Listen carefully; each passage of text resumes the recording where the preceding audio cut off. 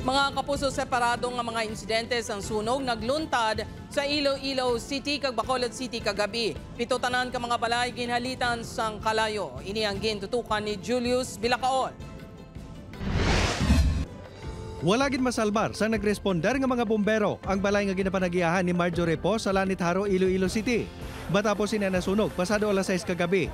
Base sa pagpangusisa sang BFP, wala na ginatiniran sa mga tagiyang balay.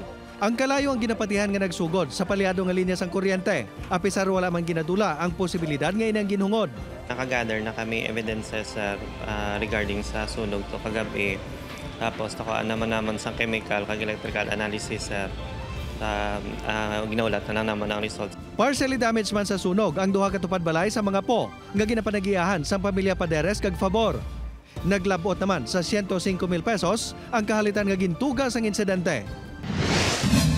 Sa Bacolod City, 6 ka mga pamilya ang nawadan sang puluyan sa sunog sa barangay Pahanukoy alas 8:25 kagabi. Kalabanan sa mga gamit sa mga biktima, wala gid masalbar bangod sa madasig nga paglaptas ang kalayo. Ang resulta, 3 ang totally gutted nga mga balay, samtang isa ang partially damaged. Masobra 229,000 pesos ang danyos nga ginbilin sa sunog, nga posible nagalin sa napabayaan nga nakasaksak nga laptop suno sa BFP. Ongoing pa nga nga investigation, no? But initially, ang na-identify natin nga cause of fire sa sining nga sunog is the overheated home appliance, no?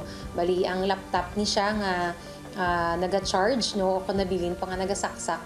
Julius Bilacaol, 1 Western Visayas.